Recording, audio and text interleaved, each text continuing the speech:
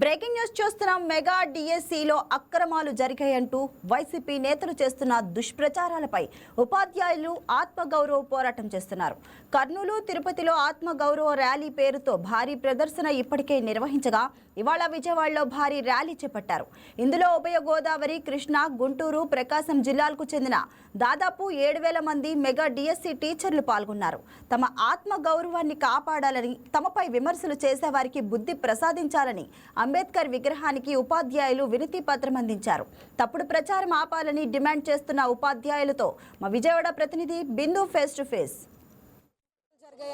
Mega డిఎస్సిలో అవకతవకలు జరిగాయని ధర్నాలు, రాస్తారోకులు చేపడుతున్న వైసీపీ వాళ్ళకి మేమే అసలైన మెగా డిఎస్సి ఉద్యోగులు అని చెప్పి విజయవాడ ఇందిరాగాంధీ మున్సిపల్ స్టేడియంలో అసలైన ఉద్యోగులు ర్యాలీ నిర్వహించారు. ఈ ర్యాలీలో దాదాపు అందరూ అంటే మెగా డిఎస్సిలో ఉద్యోగం పొందిన ప్రతి ఒక్కరు కూడా ఈ ర్యాలీలో పాలు పంచుకుంటున్నారు. అయితే మెగా డిఎస్సికి సంబంధించి పూర్తిగా సార్ మీరు మెగా డిఎస్సిలో ఉద్యోగులు పొందిన అసలైన వారు మీరే, కానీ ధర్నాలు, రాస్తారోకులు చేస్తూ ఉన్నారు, అది మేమే ఉద్యోగులు అంటున్నారు. దాన్ని బట్టి ఏం మాట్లాడుతున్నారు? అమ్మ, ఎప్పుడైనా గవర్నమెంట్ జాబ్ అనేది ఈ రోజుల్లో సక్రమంగా రాస్తే రావడం అనేది ఎంత కష్టమో కష్టపడ్డం మాకు తెలుస్తుంది. మేము చెప్పదలుచుకునేది ఏంటంటే, మేము ఒక నోటిఫికేషన్ ద్వారా పక్కా ప్రాసెస్ తోటి అప్లికేషన్ స్థాయి నుంచి హాల్ టికెట్ స్థాయి, ఉద్యోగం వచ్చిన తర్వాత ఎగ్జామ్ కండక్షను సీసీటీవీల పర్యవేక్షణలో ఎగ్జామ్ కండక్ట్ చేయబడింది. ప్రభుత్వ పోలీసు ఆధ్వర్యంలో ప్రెస్ మీ అందరి సమక్షంలో ప్రతి ఎగ్జామినేషన్ సెంటర్ని చూడబడింది. అధికారులు అందరి పర్యవేక్షణలో ఎగ్జామ్ సెంటర్ చూసిన తర్వాత మాత్రమే ఎగ్జామ్ కండక్ట్ చేశారు. నిజంగా ఈ డిఎస్సికి ఉన్న గొప్పతనం ఏంటంటేనండి, మన జిల్లాలో మన సబ్జెక్ట్లో మనకు పోటీ ఎవరు మాకు ముందే తెలిసిపోతుందండి.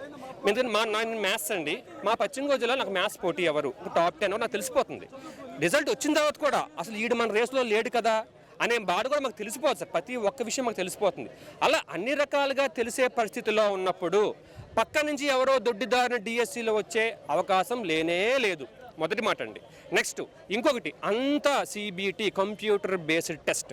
అదంటే ఏంటో తెలియని వాళ్ళు, హారిజాంటల్ రిజర్వేషన్ అంటే తెలియని వాళ్ళు. హారిజాంటల్ జీవో ఇచ్చింది ఎవరు, రిజర్వేషన్ జీవో ఇచ్చింది ఎవరండి? జగన్మోహన్ రెడ్డి గారి హయాంలోనే జీవో ఇవ్వబడింది. జీవో ఇచ్చేశారు, అదేంటో వాళ్ళకి అర్థం కాదు. అర్థం కాని పక్షంలో ఈ రోజుని మా మీద కష్టపడి చదువుకుని వచ్చిన మా మీద ఎప్పుడు చేస్తే ముందు చేయాలి.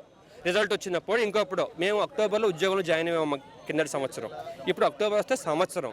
అంటే ఇన్ని సంవత్సరాలు మేము కష్టపడ్డదానికి మా జీవితం మేము సాఫల్యం చేసుకుంటే ఒక్కసారి మా జీవితాన్ని కకలావికలం చేసేస్తాం, కుక్కలు చింపని విచ్చర చేసేస్తాం నేను గవర్నమెంట్కి వస్తానంటే మేము ఈ టైంలో కూడా స్పందించకపోతే మా జీవితం మాకు ముఖ్యం కదమ్మా. దానికోసం మీరు చూడండి ఎంతమంది స్వచ్ఛందంగా తరలి వస్తున్నారు. మొదటి ప్రెస్ మీట్ మేము భీమవరంలో పెట్టామమ్మా. ఆ పెట్టిన తర్వాత మొన్న మీరు కర్నూలు చూసారు ఎంత పెద్ద ఉధృతం చేసామో, మళ్ళీ ఈరోజు ఇక్కడ పెద్ద ఉధృతం చేస్తాం. త్వరలోనే ఉత్తరాంధ్రలో కూడా త్వరలో MDSC 2025 టీచర్లు గర్జించబోతున్నారు. మమ్మల్ని అవహేళన చేస్తున్న వాళ్ళకి ఆత్మగౌరవ ర్యాలీ తరపున మేము బుద్ధి చెబుతాం, మేము టీచర్లం. అంటే ప్రతి నియోజకవర్గంలో కూడా ఇలాగే చేస్తున్నారు. ధర్నాలు చేస్తున్న నేపథ్యంలో మేమే అసలైన డిఎస్సి ఉద్యోగులని కూడా కూర్చొని ధర్నాలు చేస్తున్నారు. అసలు ఉద్యోగులు చూస్తే ఇక్కడ మీరు చూస్తే మీరు అసలైన వారు అని ఉంటున్నారు. అసలు ఏం మాట్లాడుతున్నారు? మీరు చూడండి మేడం, ఆ మీటింగ్లో కూర్చున్న ఎవరినైనా చూడండి, వాళ్ళందరూ జంజీ అంటున్నారు. జంజీ అంటే ఏంటి అర్థం తెలియదు వాళ్ళకి. ఆ జంజీ బ్యాచ్, జీ అంటే జెడ్, ఇంగ్లీష్ వెర్షన్ మన జెడ్, ఆ జనరేషన్ కానీ వాళ్ళు జీ బ్యాచ్. వాళ్ళు జీ అంటే గ్రే హెయిర్ అనమాట. అక్కడ ఉన్న వాళ్ళందరూ హెయిర్ కలర్ గ్రే హెయిర్ వేసుకున్న వాళ్ళందరూ అక్కడ కూర్చొని మేము జంజీ అంటున్నారు. అది అక్కడ ఒక్క అభ్యర్థి కూడా మీరు అబ్జర్వ్ చేస్తే డిఎస్సి కోల్పోయామని ఆవేదన వ్యక్తం చేస్తూ జస్ట్ మిస్ అయిన వాళ్ళు, మాతో పాటు కష్టపడ్డారు వాళ్ళు కూడా. ఆ జస్ట్ మిస్ అయిన వాళ్ళు ఎవరైనా ఒకరైనా అక్కడ కూర్చున్నారా? వాళ్ళకి తెలుసు మేము ఏ విధంగా జస్ట్లో మిస్ అయ్యామో వాళ్ళకి తెలుసు. ఇంకో దానికి ప్రిపేర్ అవుతున్నారు. ఇప్పుడు టెట్ రాశారు, నెక్స్ట్ డిఎస్సి కూడా రెడీగా ఉన్నారు. తీసేటువంటి నోటిఫికేషన్ కోసం వాళ్ళు ఎదురు చూస్తున్నారు. వాళ్ళు అక్కడ కూర్చోలేదండి, శిబిరంలో ఎవరు లేరు. అది ఓన్లీ రాజకీయ పరంగా చేసేది ప్రజలందరూ తెలుసు. అక్కడ డ్యాన్సులు వేస్తున్నారు, ఏదో ప్యాకెట్ ఆడుతున్నారు, పిచ్చి పిచ్చి పనులన్నీ చేస్తున్నారు. దే ఆర్ నాట్ టీచర్స్ అలా చేయరండి. అయితే మెగా డిఎస్సి మీరు రాయడం జరిగింది, దాని ఫలితాలు వచ్చాయి, మీకు ఉద్యోగాలు కూడా వచ్చేసాయి. అయితే మీరు ఉద్యోగాలు చేస్తున్న నెపంలో మిమ్మల్ని బయటికి లాగి మీదే తప్పుడుగా వచ్చినాయి మీ ఉద్యోగాలు అంటున్నారు. మేడం ఒకటి ఫస్ట్ నేను అడుగుదాం అనుకుంటా, డైరెక్ట్ క్వశ్చన్ అడుగుదాం అనుకుంటాను వాళ్ళ అపోజిషన్ని. డిఎస్సి అంటున్నారు. అసలు డిఎస్సి అంటే అబ్రివేషన్ మీకు తెలుసా? డిఎస్సి అంటే అబ్రివేషన్ మీ రోజు ఇలా కూర్చోబెట్టి వాళ్ళని అడిగారు మాది. ఆ రేపు పొద్దున్న టెంట్లో కూర్చుని వాళ్ళు అడగండి, సార్ డిఎస్సి అంటున్నారు, మాకు తెలియదు డిఎస్సి అంటే అబ్రివేషన్ ఏంటో చెప్పండి అని అడగండి. వాళ్ళు డిఎస్సి అని అబ్రివేషన్ చెప్తే వాళ్ళ అభ్యర్థులు కాదో మీకే తెలిసిపోద్ది. అక్కడ అంతా ముసలి వాళ్ళు అందరూ కూర్చుని బిర్యానీకి దానికి వేరే వాటికి వచ్చి అక్కడ కూర్చునే వాళ్ళు సార్. మేడం ఇక్కడ ఉన్న వాళ్ళు చూడండి, ఎవరైనా ముసలి వాళ్ళు ఉన్నారా? ఇక్కడ కష్టపడి జెన్జీ అంతా ఇక్కడ ఉంది. వాళ్ళంతానేమో బిర్యానీ కోసం దానికోసం వచ్చిన వాళ్ళందరూ కష్టపడి చదివింది మేము. వాళ్ళకి ఇందుకు ఇదంతా ట్రాన్స్పరెంట్గా నాకు ఎందుకు ఉద్యోగం వచ్చింది, వాడికి ఎందుకు ఉద్యోగం రాలేదని గవర్నమెంట్ క్లియర్గా చెప్తుంది. మెరిట్ లిస్ట్ ఇచ్చింది. 2-3 సార్లు అఫీషియల్స్ అందరూ డిపార్ట్మెంట్ అఫీషియల్స్ అందరూ రోజు కూర్చుని చెప్తున్నారు. అయినా సరే రాజకీయ ప్రయోజనాల కోసం మా మీద బురద జల్లడం కోసం వాళ్ళు చేశారు. మేము డైమండ్ లాంటి వాళ్ళం. బురదలో ఉన్న మా విలువ తగ్గదు, మామూలుగా ఉన్న మా విలువ తగ్గదు ఖచ్చితంగా. మీరందరూ కూడా చాలా వరకు పేద కుటుంబాల నుండి కానీ చాలా కష్టపడి చిన్నప్పటి నుండి కష్టపడి రాస్తూ ఇంత డిఎస్సి మెగా డిఎస్సి క్లాష్ చేశారు. కష్టే ఫలి అంటారు. ఖచ్చితంగా ఆ ఫలాలు మీరే అనుభవించాలి. కానీ ఇక్కడ వస్తున్న తతంగం ఏంటంటే మధ్యలోకి మరొకరు వచ్చి మేమే అంటున్నారు, మీరు డబ్బులు కమ్ముడిపోయారు అని అంటున్నారు.